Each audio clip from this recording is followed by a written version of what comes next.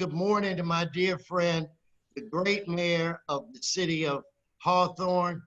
I want to thank you for joining me this Sunday, just so that we can have a conversation about what's going on in our region. Uh, People should know that since this coronavirus hit this entire country, Mayor Vargas and I have been in constant communication. But I thought this would be a good time to just, two friends sitting down, talking about what's going on in their cities and in the regions and what we could do about it.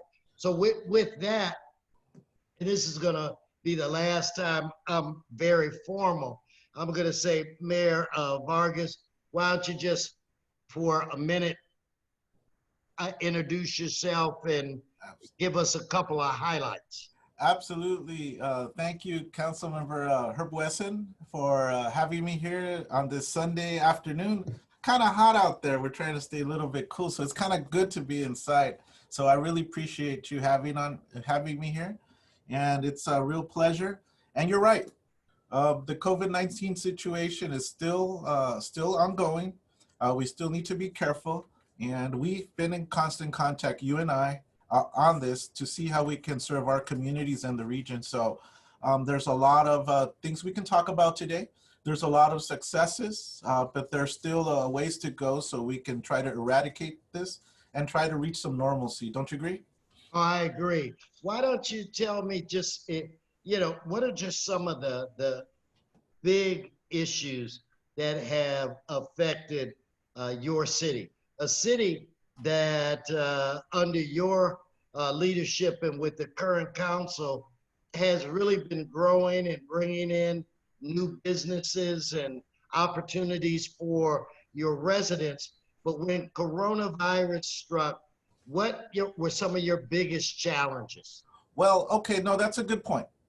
So I'm happy to, just really say that, under my leadership as mayor and with the great team of council members that we've had, we've taken the steps necessary within the last 4 years of our administration, my administration, to be able to bring the city around financially with regards to that. So what does that mean? So with the $5 million cash fund balance, we've been able to grow that to 30 million and increase. Wow. So, I mean, the 600% increase. But so that's a really good thing. It's like your checkbook, being able to have that money available within your checkbook. So in terms of that, we can think about that. But what does that mean is that right before coronavirus hit, we had a lot of businesses moving in, a lot of businesses opening up. And the issue hasn't been necessarily have they shut down. Have they been shut down because of coronavirus within our city? Not necessarily. There are some mom and pops that have been affected, but the great majority of our businesses have been able to hang on, and the state, the federal government has been able to help them. Maybe not as much as they would like, but they look towards the city for support to see how we can help promote them, see what kinds of things we can help with regards to the resources, because not all the business owners know where to go look for the federal help or the state help or the county help, whatever it might be. So we as a city give them the resources to be able to do that. So that's where we come in. But as a city, because of that hard work that we did to be able to bring us up to the point economic, comfort, I don't know, comfort might be the word, comfortable situation. Yeah. I think it's astronomically great for us. We've been able to continue offering the city services to both the residents and the businesses. So we've been able to keeping that going. So I have two specific questions for you. Question number one of the things that I have seen throughout the region and in my city of LA is that when you look at people of color, Mm-hmm. African Americans, Blacks, African Americans, Latinos, Filipino, indigenous people, the the rate of them actually getting this disease is higher than other groups, plus the death rate is higher. So we're finding in the Latino community in particular that they are under tested. What kind of testing opportunities do you have in your city in that region? No, absolutely. So as you might remember yourself, LA County, the state was running around trying to find locations, and we were all the city council members were active in finding like spaces that were available for them. So in the city, so we had one that opened up. The first one was the drive-through, remember? Over there at Yes. South Bay Galleria, everybody talked about that and everybody Yes. drove through. You were able to make an appointment, and it got to the point where like you had to wait like a whole week or a few days to be able to get there. You couldn't go there right away. So then the need, I think in Inglewood near the Forum, I think at the Forum, I think they have one as well. So we felt, and then Carson opened up Gardena. And so we felt that as the city of Hawthorne, we opened one here in the city here in the city of Hawthorne at the Betty Ainsworth Center. Yes. So that one opened up. It's open from 7 to 7 p.m. And we've been able to offer some services there. Another problem that seems to be sweeping the region is because of the homeless crisis that really is affecting our entire country, but maybe us more because of our climate, our weather. I don't know. Have you noticed an increase in homelessness? I know that you and I both have been in communication. Yeah. With one of I think one of the homeowner associations. Absolutely. Or in that area, and they had some homeless or houseless concerns. Talk to me about what you guys what are you seeing out there, and are there any creative ways that you're addressing these situations? No, and it's actually good that you're bringing that up. I'm probably going to have a town hall on that within a few days here in the city of Hawthorne. So I'll talk immediately to our community about that. But now, since I have this opportunity, have we noticed an increase in homelessness? We have noticed an increase in homelessness and people losing their ability to pay the rent. That's still an issue. You see a lot. One of the biggest examples of that is that you see people putting their furniture because they have to leave their apartments like as soon as possible because they're getting evicted, they're losing the ability to pay the rent, and so sometimes you see a furniture in front of the couches, like maybe a mattress, because they have to bail and leave as soon as possible. And our trash hauling company has told us that there's been a 30% increase in all cities in the South Bay because of this. So this is not just Hawthorne. This is in your city as well, the city of Los Well, Angeles. no, it's ironic that you I'm Right. sorry to No, go cut you ahead. off, that you would bring this up. When I was headed to this location this morning to do this Zoom call with you, I was informed that issue seems to be cropping up throughout this region, where individuals are now seeing discarded furniture Exactly. like never before. Yeah. Because people are forced to move. They're forced to move quickly. And I don't know if we know exactly where all these people are going. So you're experiencing that. Has there been any additional services? No, absolutely. And that's what we were leading towards, the whole, people are homeless, people are losing their homes. Well, with regards to homelessness, the traditional view of homelessness as we see it, the city of Hawthorne is proud to have a homeless task force that's made up by a homeless services coordinator. It's also, we have code enforcement individuals as well that are part of that. We have a mental health professional that is with us. Full time. And of course, we have other city agencies that are part of this group. So, we go out our purpose is to offer help, offer services, because a lot of these people need help and a lot of them embrace it. Sure, there is like a refusal rate that exists out there. It's hard to, you can't force somebody to take the services, but we're certainly making these things available. And one of the things is that the city of Hawthorne is being looked to in the area as an example of how to coordinate that. So unfortunately, some of my neighboring cities don't have those types of services. So they're looking at us as an example. But you got to remember, Herb, this is a regional issue. It's not just Hawthorne Hawthorne's not the only one. So when I say that, every single city should be recommended to have a homeless services coordinator and services. I agree with you and applaud you and your colleagues for all of the work that you're doing.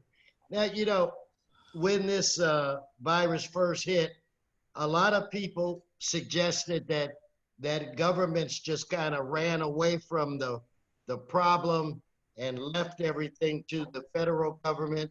It sounds like in your case that just the opposite happened, that in times like this, government should rise, not shrink. And it would appear that you guys quickly mobilized and are trying to put in place all kinds of services. Absolutely. One of another issue that we didn't talk about are the businesses. Now, you indicated earlier in our conversation that the businesses, even though it's challenging, they seem to be holding on. Are there programs that maybe help them, maybe help with their leases or small business loans? I just think that we're all in this together, and it's important to have a dialogue with different cities so that if you guys are doing something that's really working, there's no reason why we shouldn't try to replicate that in other areas. So what's happening with your business situation? Well, right now we do have we're going to be rolling out like a rental assistance program for the community members, for tenants. And I'm looking to see how we can expand that to our businesses as well, to be able to help them with small needs as possible. You know, federal government sends us money. You know, every city has received money. You guys, the CARES Act, right? Yes. And so we're able to move that over and focus it in on those areas of need. So I'm looking, along with my colleagues, of course, to be able to help the businesses with regards to that. Then we also have the resources, and just like I said, guiding them to the main bulk of the money, which is federal.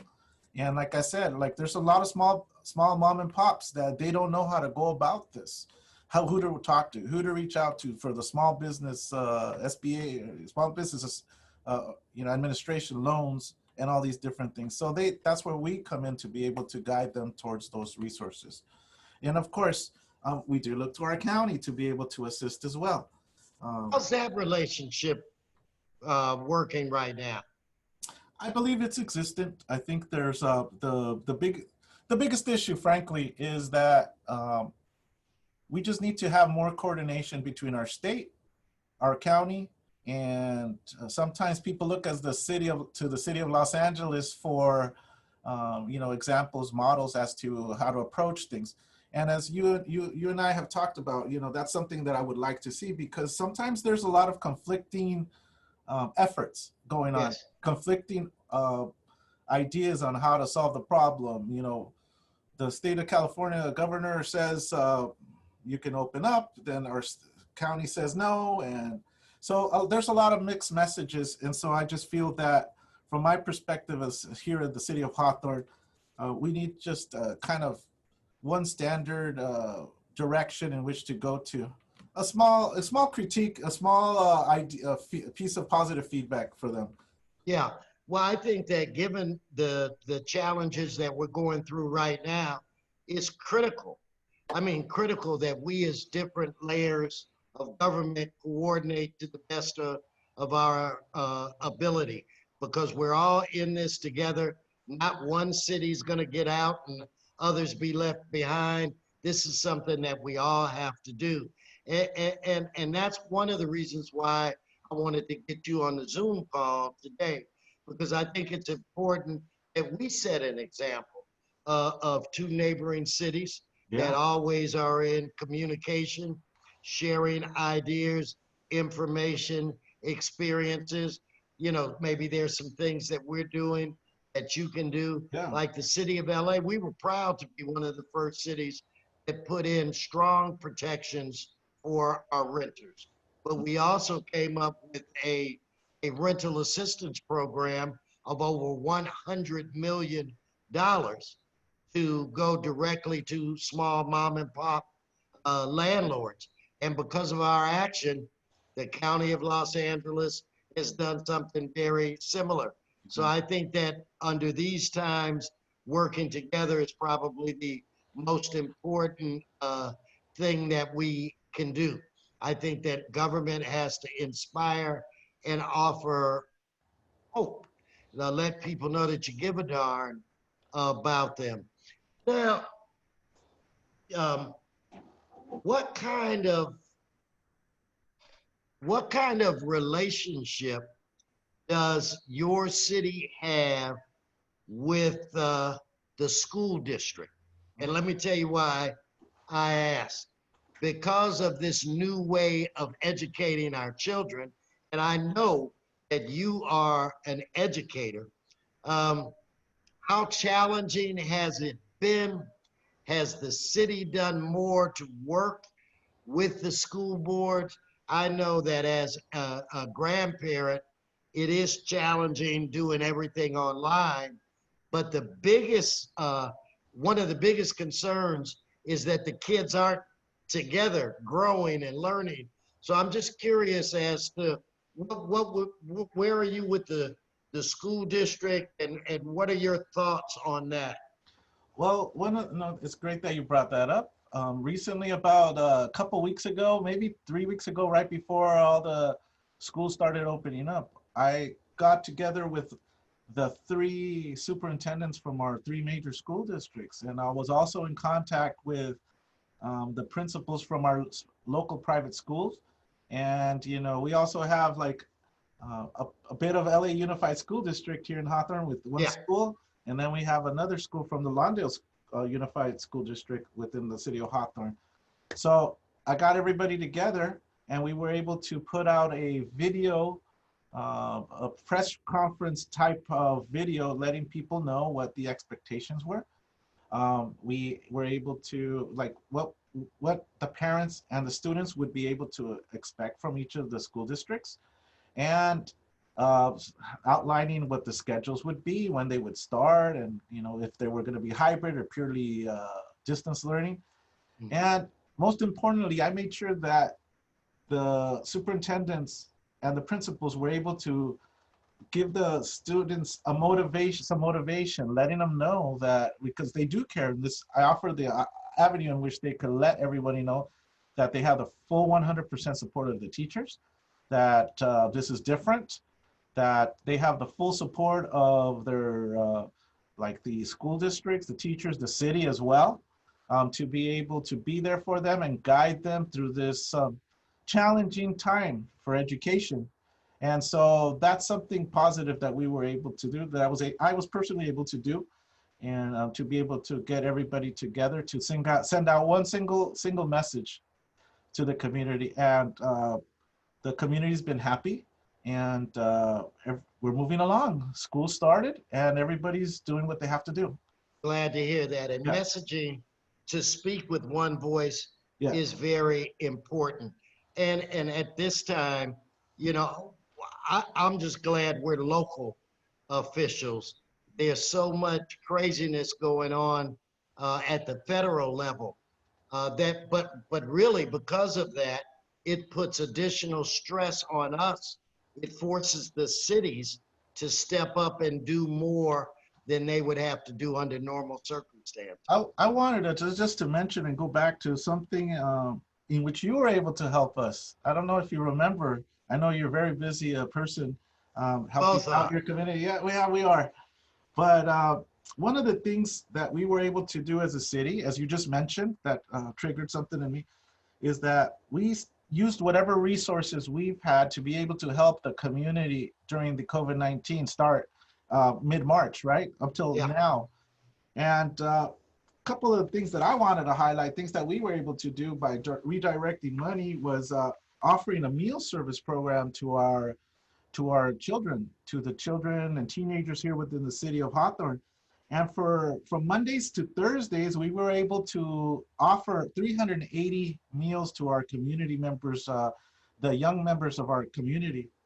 We were also able to offer about 150 meals to seniors as well. That's still ongoing. The other programs has ceased because they're back to school. And we're able to deliver different things to the community. And this is where you come in. You reached out to me, since we've been working since the beginning of COVID-19 and we've been talking. You were able to help in the distribution of diapers. Who would have thought diapers would have been a problem, but it was. And so you were able to help us with a huge donation of diapers that people were very happy to have received. You also were able to help us with face masks. So we were able to distribute some face masks. They were gone like that. Yeah. So much demand, but it was a large amount. But Yes. we met the need of our community through your help. So I really appreciate that. Then another program that I was able to get because of our relationships, what I was able to go and obtain was through Chevron. We were able to receive $100 gas cards for our community members, and we distributed those to seniors, families with children, recently unemployed college students. So we had a different criteria. So we were able to serve a different broad array of people here within the city. So I wanted to highlight what we've done as a city, and also put an extra emphasis on what you were able to do in helping us here in the city, because we've been working together, man. Yeah. Well, see, Alex, it's all about relationships. It's all about being committed to helping the people that we represent. And so it's been a pleasure and an honor to work with you, and I treasure our friendship. I have one last question. Okay. Something that has been very challenging to the city of LA. Have you guys been put in a situation where you've had to look at reduction of services or laying off staff? And if so, what kind of things have you done to try to mitigate that from occurring? That's a very good question. And I'm going to just, with regards to the city of Hawthorne, I am going to speak to that cash fund balance that I told you about. Yes. We did all the hard work in the beginning. We were very careful about our spending, when I became mayor and with the council that we had. So luckily, not luckily, this has been purposeful. This has been purposeful. We've had a great city manager at that time that brought us up to this point. On my behalf, I made sure that we did things by the book, that we were doing things honestly, transparently. And like I mentioned earlier, we had a 600% increase in our cash fund balance. Unbelievable. And kudos to you. Kudos to you and your colleagues. Absolutely. No, and thank you so much. I appreciate that. And so that's why we haven't had to face any layoffs or reductions or furloughs. And our employees are happy about that. And we're still offering the same level of services with regards to, policing, public works programs. We're still processing like additions and rebuilds and new development plans. Our parks are open, specific aspects of them. So we're able to do the things and offer the services because it was a purposeful effort from the beginning when we started, when I became mayor, with the team that I've had, we've all worked together. So, you know what, man, there's no, what is it? What's that? There's no I in what? In team? No I in team. Yeah, right. And so, I mean, I know there's other people out there that might want to say, oh, no, but it takes 5 votes to do stuff. And we've had 5 votes votes on everything we've done together. So we've done everything together as a group. So I commend my city colleagues and appreciate their foresight. So Hey, that's the situation for us. well, look, thank you for getting on the call. It really is helpful to me, and I'm sure to others, when you have constant dialogue and communication with cities throughout the region so that you can get a feel for what works best, what is more challenging, and then we can focus on best practices. So I know you're busy, and I thank you for getting on the call. And I wanted to give you an opportunity to maybe close this out with some closing thoughts or something that might be on your mind that you might want to say. Um, Absolutely. And the first thing I want to start off is that, you know, you've been a good friend, great friend to Hawthorne. You've been there for us.